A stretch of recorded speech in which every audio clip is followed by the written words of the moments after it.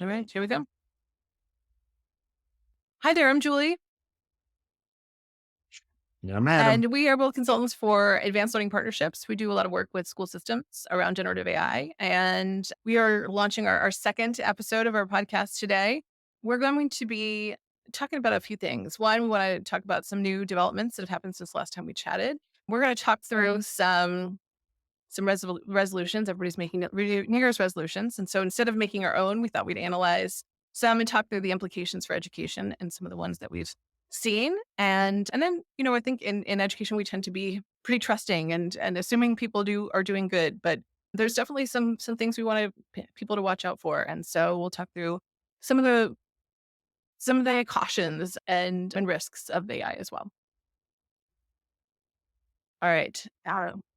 Sound good? Amazing. Anything you would add? No, I think we'll sprinkle in here some of the policy, guidelines, framework stuff Mm, that we're hearing about in school districts. I think that'll be a big emphasis over the next several months, but we'll sprinkle that through. okay. Sounds good. So just the first things we All want to right. talk about are some of the changes to COPA. Yeah. Yeah. I mean, I I saw this come across my LinkedIn and then I started to dive deeper into it. And I was like, wow, there are a lot of implications here for generative AI in school districts. I was trading a couple of emails with some policy experts as well. But it would be awesome if you kind of break this down for folks because I've been out in some school districts and brought it up. And then people will go, whoa, whoa, whoa, come back to that. What did you say? Right. So I don't think they've quite got it yet. So as much as Yeah, you for could share sure. would be Yeah. most. So, I mean, I think, in general, just starting, COPA stands for the Children's Online Privacy Protection Act. It's one of the federal regulations that guides school district actions relative to data privacy. So, definitely a significant impact to the ed tech industry because it's really designed to strengthen regulations on the collection and use of student data. Right now, it applies to any organization collecting personal data of children under 13. So the other thing I should say, Adam, is these are proposed regulations. There's a 60-day feedback window right now that's happening. So these things have not been put into effect, but they are proposed. And even in the request for feedback, it does say, we don't anticipate this will change significantly. So it's proposed, but likely.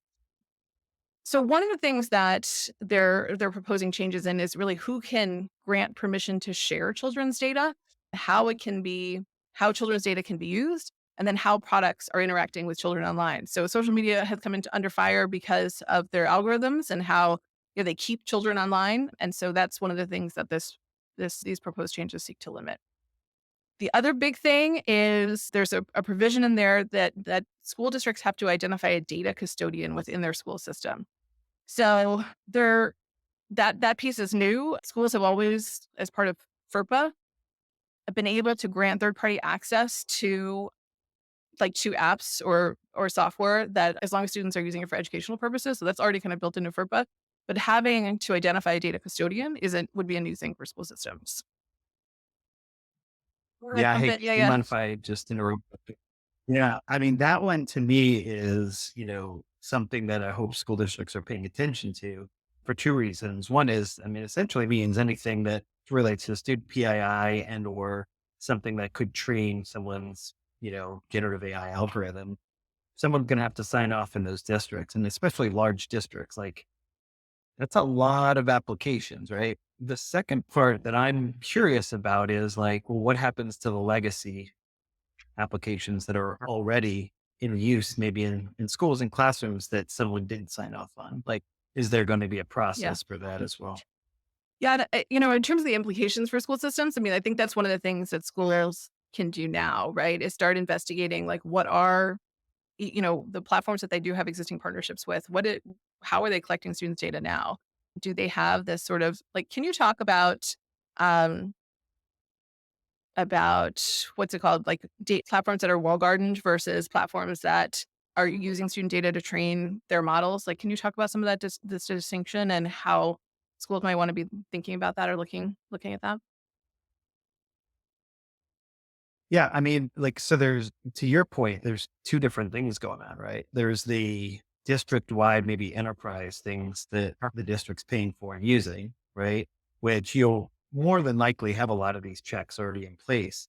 And then there's all maybe the school-based things and or a teacher-based product that seems pretty innocuous, right? But in fact, student data is being collected and or being used to train something.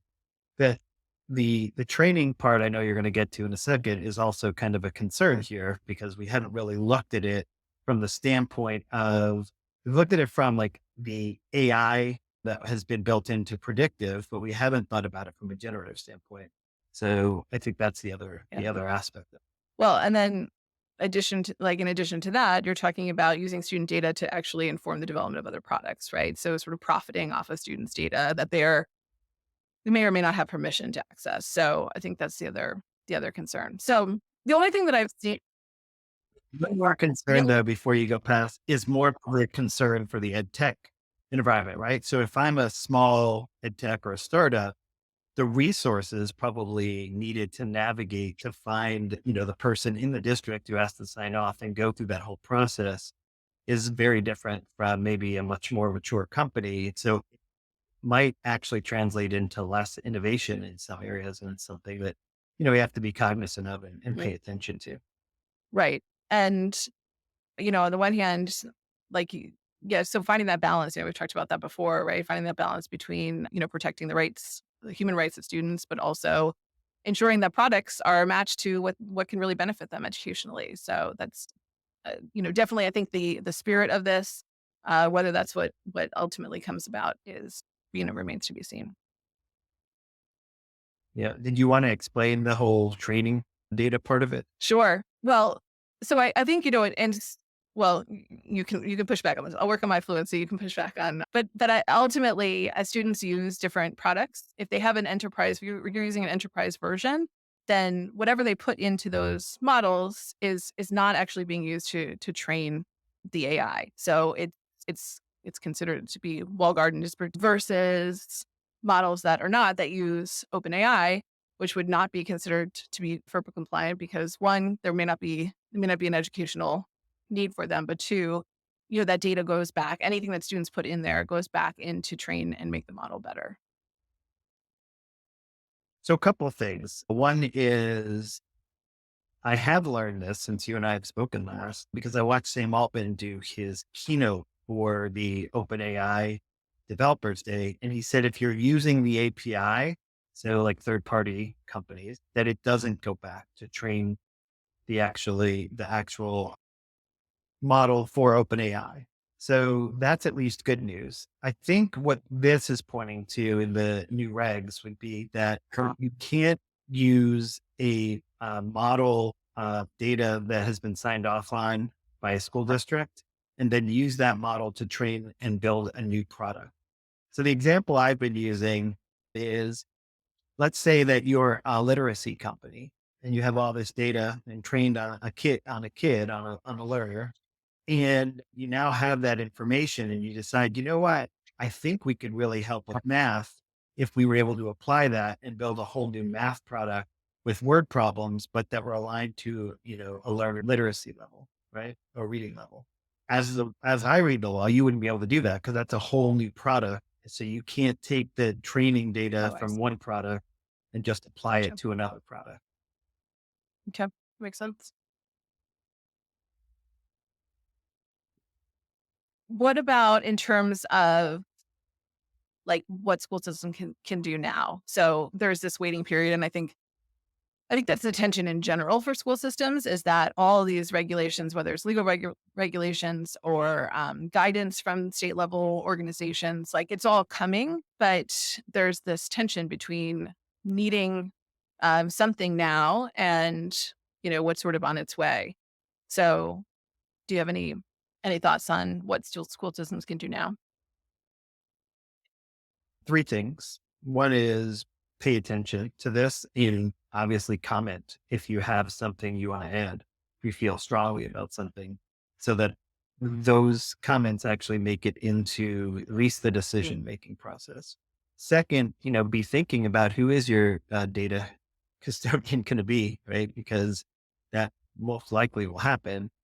And then third, I would go back through anything that you've already defined for vendors and see if there are changes that need to be made in any of that language just to be ready for this.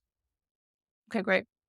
And you crafted a Dear Vendor letter, right? Can you talk a little bit about how districts might use that and to get the conversation started?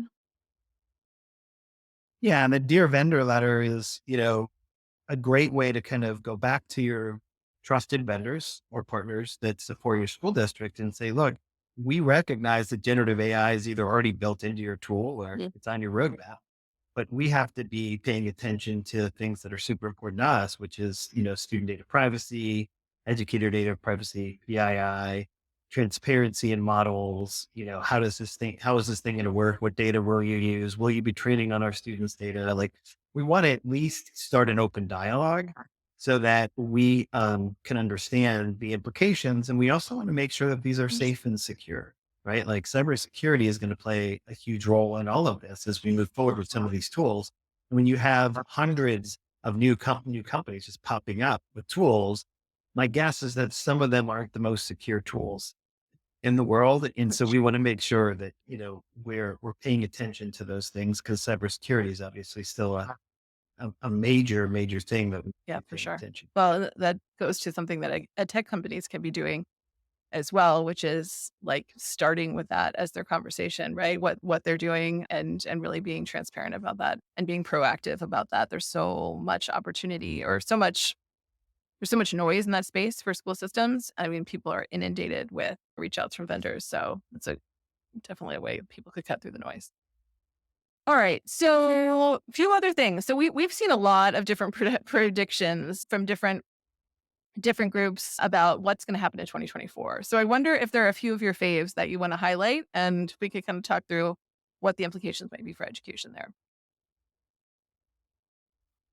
Yeah, I mean, you and I had a good conversation about this. Right? Like, make predictions about generative AI. Wow, that's not we've been we see every other week there's something new, and I know we're going to highlight a New York Times article and kind of go through some of the things that were in there. Outside of that, though, one of the things that I do think will be part of this year, especially in schools, is going to be this notion of like a specialized generative AI that's built around a problem that a school system really is trying to solve with their own data.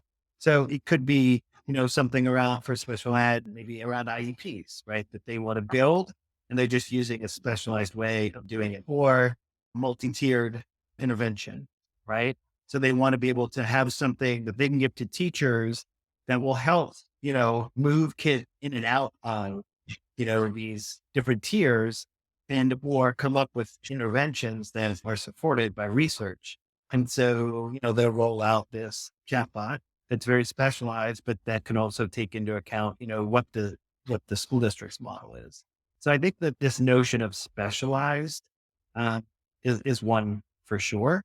The second one was the one you and I had talked about earlier, which is school districts are now at the point where they need policies, guidelines, and frameworks. It's kind of coming to the forefront that okay, if we're going to move forward, we really need to have things in place for academic integrity. We need to have our student code of conduct language rewritten or teacher code of conduct or technology stuff. We need to put rubrics in place for helping them understand, what is a proper label from a generative AI standpoint for an assignment, right? We need to build out our guidelines for or AI principles that we believe as a school system.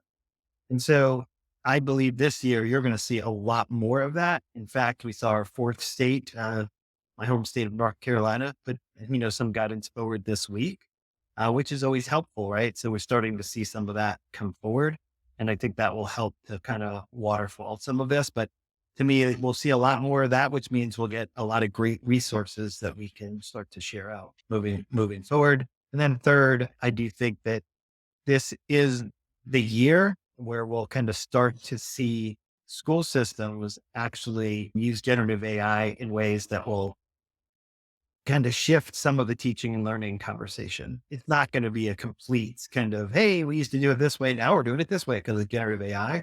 But I think we're going to see some cool models pop up that we should be able to look at from a scale So one of standpoint. my wonderings about that's certainly my hope as well. And one of my wonders around that is to what extent does AI either serve as a catalyst, like a catalyst to change practice that wasn't as optimal versus in what case, like to what extent is AI just a band-aid and doesn't like cure bad practice? Like to what extent do you have to like cure bad practice before you can like layer in AI? I'm wondering if you have an opinion about that. I do. So I think what you're kind of going back to is, the legacy stigma we've had with any systemic kind of transformation. In fact, like had responded to an email this week around like another one of those schools that popped up that people are really excited about. But I said, we are littered with these schools that never were able to scale, right? When you took it out of one school and tried to Mm, move it into many, they just don't scale. And so there's obviously this notion now, like, okay, well, generative AI is just another technology. It's another fad. I'll I'll kind of come at this from the standpoint A is like, if we impose this on teachers, right? And we say, hey, we're going to automate all these things. And we're not talking about augmentation, right? We're not talking about how are we helping you do the things that are much more important to you, which is being closer to the learners, helping them learn, being creative, being curious yourself, right? Taking the things that take a lot of your time, but maybe aren't so important to mm, the work you're trying to do and automate some of that for you while we augment some of the other things to help you. We're going to lose them pretty quickly, right? If we start rushing into the market with models that say, now you use this tool and it does all the work of the teacher, they're not going to be so excited about that, right? So it comes back to how do we message to the market? How do we ensure that teachers know that this is something that supports, what they find to be important about the work that they do and, doesn't supplant. The example I would use here really is like, I did a lot of work in personalized learning, a lot, wrote a book about it, and, my whole kind of push was voice and choice, right? Creating environments that gave learners the ability to, for parts of their learning journey to actually, have some, but the technology industry as a whole kind of used it as another way of just doing, adaptive learning and more computer assisted instruction. And it takes over the narrative, right? And you know, kids sitting in front of computers is not something super exciting to teachers, right? And so I just kind of look at those things and I say, if we're going to be successful here, we're going to have to do it in a way that really empowers the yeah, teacher. and the learner for that matter, in terms of being a agent of their Yep. learning for sure. Okay. Yeah, no, would totally agree there. And I think, the other thing about you talked about so OpenAI to that end, OpenAI released ChatGPT Teams recently. And I think there's an organizational implication there as well. So yes, there are implications for the classroom being able to use data and things like that. I also think the merging, I feel like we talk about learning and operations in school systems really differently now. And I think the opportunity to really merge those two, to have them work together and unsilo them, is also going to be something that we're going to see as being like a real benefit to having those teams. Yeah, I agree. I mean, they released Teams, which is still kind of, I say, fluid in my mind. I know that I'll be able to collaborate with folks. I think that from what I read, it's also allowing for you to collaborate Yeah. on a GPT, which kind of leads into the GPT store also showing up this week. I was just sitting there messing around and boom, I went in to build one of my GPTs and the store was there, which is pretty awesome. But having that ability to work with someone on I think from that aspect makes that Teams thing pretty cool. And I would just say like, I've probably got like 6 or 7 GPTs that I'm building right now. It's all coming from like a school Mm, district saying, hey, I'm wondering, could we do this? Right. But the hiccup in all this is if you don't have 4.0, which you and I have experienced, most educators right now are not working in 4.0. They're at 3.5 or they're using Microsoft, you know, for what they're working on in the district.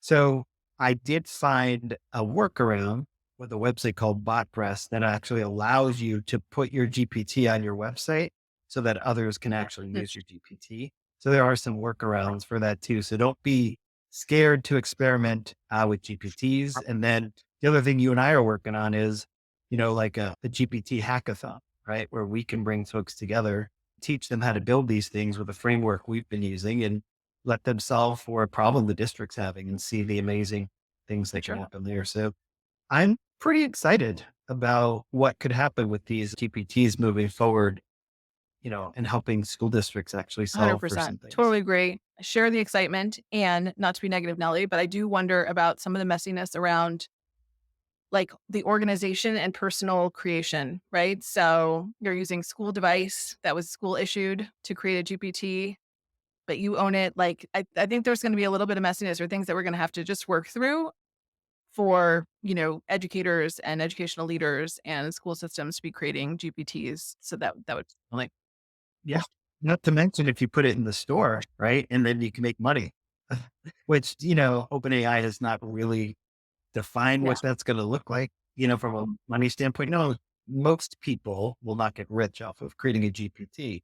However, there is monetary value to some of these. So that would add another kind of layer to this. And to your point, I think you and I talked about this also, like even for companies, if you have someone building someone within your company, or if you have a consultant you use and they're building for you, like who retains the right and resource and all this. But another thing for school boards to just have on their radar in terms of like navigating, right? Yeah. Just another one of those things that if they don't even know it exists, they have no idea what Yeah, the for problem sure. is, right? All right. Any other things that you wanted to highlight in terms of resolutions? Not resolutions, but personally for me, I am learning the geography in Canada for sure. I had to call Dean yesterday because I had booked a flight into Pearson, which is in Toronto, and we will not be in Toronto. We'll Oh, be in Ottawa, which is oh, how 4 hours many? away. So There's personally, yes, four?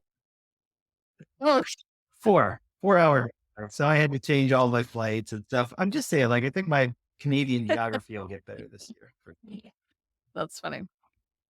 Nice. Well, it's a beautiful country. Lots of good stuff to see there. All right, let's talk about some of the we always want to highlight the possibilities and the risks, right? So let's talk about some of the risks. We read an article um, about someone who had a doctor who had testified before a parole board in Louisiana, and bad actors had taken screenshots of her during her testimony, used AI to edit the photos, and then circulated them on a message board called 4chan. So that's one example, but there are lots of others that we've heard about. So talk about some of the implications here and what school districts kind of need to be thinking about. Yeah, I mean, like that one, it's just similar to what came up in New Jersey, right? Where those students took the pictures of girls and then manipulated the photos and shared them. And so the good news is this, right? There are some frames because there are states that have adopted language, right, around the deep fake, right, and misinformation from these types of tools. The bad news is there aren't enough of them. And so depending on where you live, if you live in the state of Illinois, they have some of the strictest rules around this stuff and you're pretty well protected. Some states have made these felonies even on the first one, right? The first time that you do something like this, it could be a felony.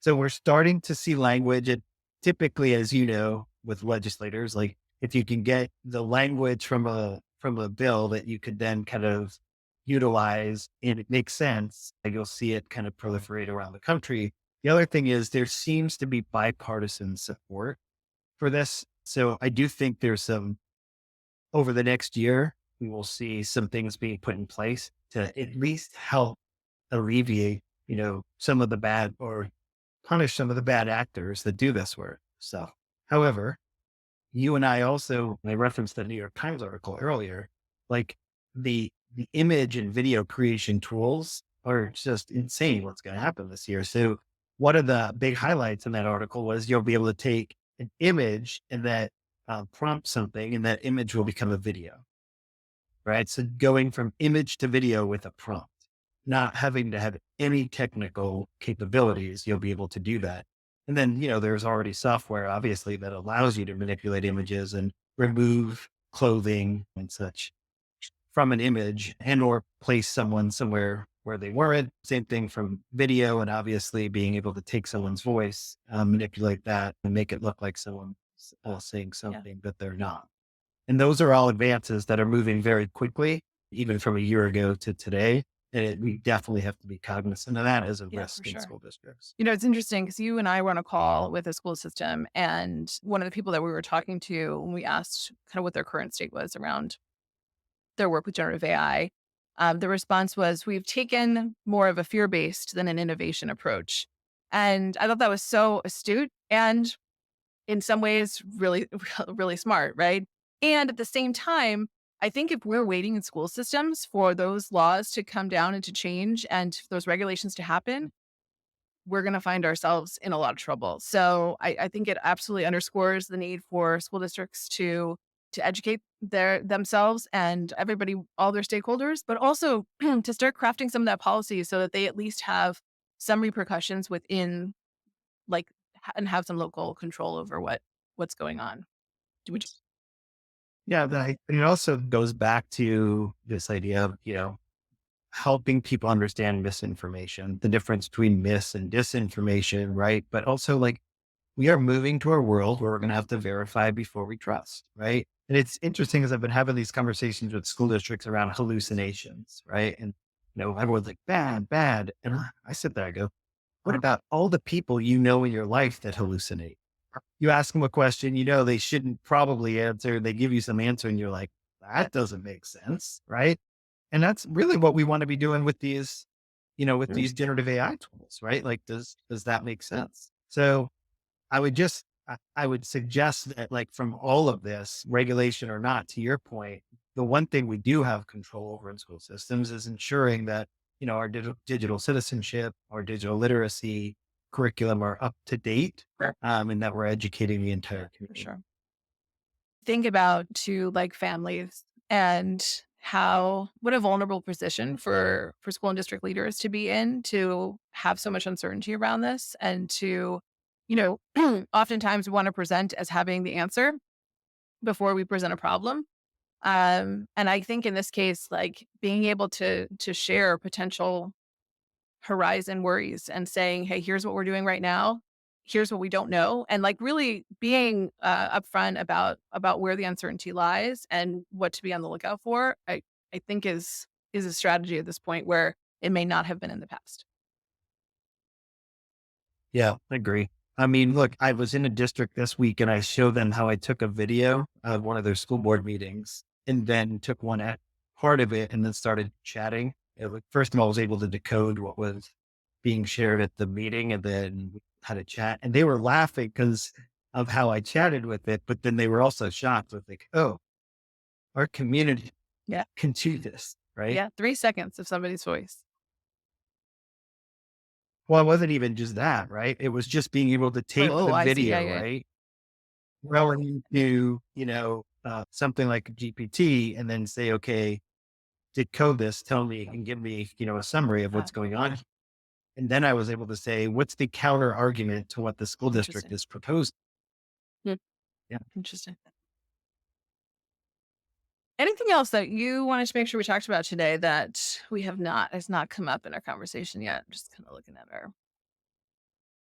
Yeah. I'm just going to hit some quick hitters from this article, right? So, you'd asked me earlier, like, what are some of the things that people are talking about? So this article talked about this idea of multimodal. Uh, and I think I nailed an analogy. You could tell me, no, that's terrible, Adam. Go back to the drawing board. But I'm trying to help people understand what multimodal means. So I've been suggesting to them, remember when you had a flip phone and then it went to a Blackberry? So then you had like email and a phone and you thought, whoa, I hit the jackpot. Then comes the iPhone. Right now you have a camera, you have your iPod, you have your email, you have a phone, you have all of these things now that are integrated into one. That's multimodal. And that's what's happening with these generative AI tools. So if you saw what Google released, right, that was all around multimodal. It was bringing the vision capabilities in with the natural language processing capabilities and with the video capabilities, like everything into one. And then you see what happened with Well, ChatGPT as they kind of went to 4.5, you're starting to get more into the multimodal and being able to do multiple things in that window. So now I can create an image in the same chat that, I'm just doing, text prompting. And so that was one thing that I thought was interesting. And you're just going to start to see more of a convergence of that. And the reason that's kind of important is because we have all these tools showing up in school districts that are mhm. single focused, right? And if we don't kind of train people how to use some of these frontier Yeah. based tools, they won't really understand, the power of some of that because they're so focused on their single. Any Yeah, I thoughts mean, I on think that? for me that underscores the importance of curiosity too. I mean, I hear all the time from school systems is like it just feels like stuff is moving so fast and that I've sort of missed the train or that I can't get back on the beginning. And I think if you're trying to get back on the beginning of the train, like you're never going to get on, right? But just jumping in wherever you find yourself and showing some curiosity and like, underscoring that with students as well, in addition to that critical thinking piece, I think is just a really, really important skill to have. Yeah. And then two others. One is reasoning. So I've heard Sam Altman say this before. He's like, the thing that they're not really great at today is reasoning. And I've kind of been batting that around. I'm like, okay, what does he mean? And what I recognize is that, how like when we're prompting, many times we have to give it a lot of context and we have to say step one, do this, step two, do this, step three. It's because they lack the reasoning ability. So they don't really know how to Mhm. procedurally do something, the generative AI, right? It just, and for more, I can't say that word, but I just will seem like it was human. Anyway, so the I the what I'm seeing is that they think over the next year, because you put Mhm. more data, right, and more compute into these things over the next year, they're going to be better at reasoning.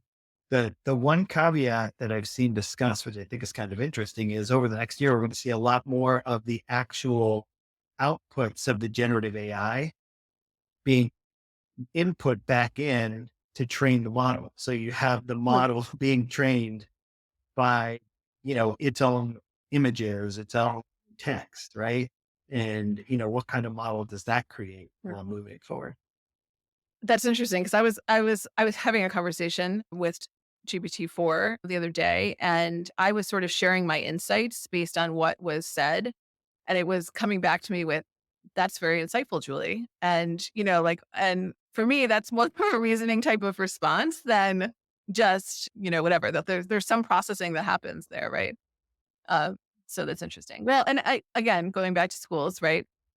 I think about students. I had my kids one time ask Alexa a question. Alexa came back with something, and like at the time, my youngest was I don't know 8 or something like that, and my oldest was 12, and like my 12-year-old knew that Alexa was not a real person, and my 11-year-old was pretty sure she wasn't a real person, but my 8-year-old was like, no, I think she's pretty real. Yeah, so, like, when you start to talk about Sure. reasoning, you start to talk about, the real versus what is real and what is fake, and there's a real conversation that needs to take place there and real education that has to happen around that.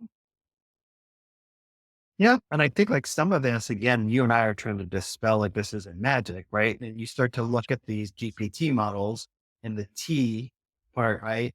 Really being the technology that Google created was really built on that neural Mhm. network idea. And so people start to look at that and they go, well, that's the brain. It has a brain.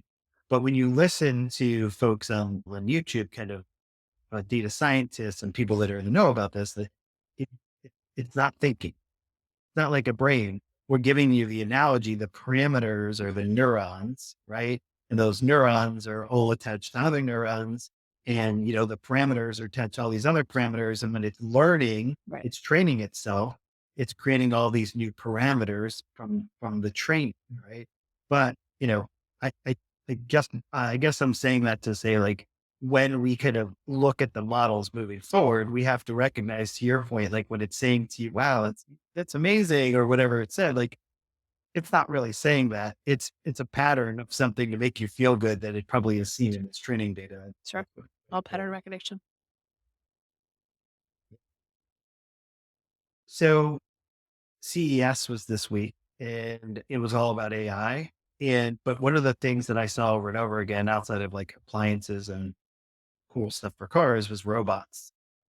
And that's the other prediction for this year. Cause, robots, interestingly enough, like infants are much better, right, than robots are at most tasks. It's really, really hard to program these things, even to pick up things the right way or to climb or do certain things. However, now that they're combining more of the generative AI learning and training with these robots, we're starting to see some things come to the market. And I think it was LG, but don't quote me, where there's like this robot that you come in the house and it greets you at the door and it asks you how your day was. And then it starts telling you about what's been going on. Like it's literally following you around the house after you get home from work. It was kind of interesting to watch the video. It seemed a little annoying, but who knows? Someone might, if you live alone, maybe that's a pretty cool thing to have, right? Someone to talk to when you get home. But I even think it's not just like the vacuum as the robot. Now it's like the assistant as the robot when you walk in the door. So I do think we're going to see a lot more scale on the technology side and better improvements for robots this year. How does that translate to education? That is a really good question, and I don't think I I think know there's a the really answer big yet. implication there for education, and that's like the social emotional piece, right? If we have kids that are feeling connected and we've got, educators that are feeling connected and people have a really strong sense of their humanity and what makes them human, I think having a companion is a great thing, right? It's an assistant. If that companion turns into somebody that you need emotional support from because you're not getting it from the humans in your life, then I start to worry about that. So I think there are absolutely implications for education there. Yep. And I know I said I only had 2 more, but I do have 1 more, which is a big one, right? It's that New York Oh, Times lawsuit mm, versus OpenAI and Microsoft, right? There'll be implications for that this year. If you go out to my LinkedIn, you'll see where I had a chat with ChatGPT, this where I took both sides and, tried to at least make some predictions about what's going to happen here from everything I'm reading and listening to on hard fork or pivot or what most likely will happen here is that, there'll be some sort of settlement. New York Times is going to get their money. But my guess is that it's not going to like completely tear down everything, that has happened so far in the world of generative AI to get, um, the data out of these models.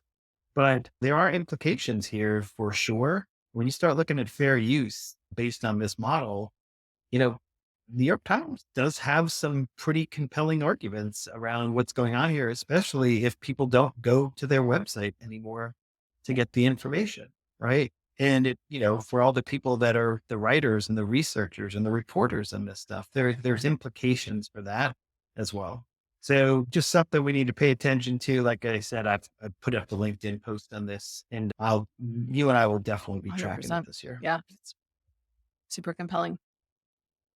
All right. Yeah.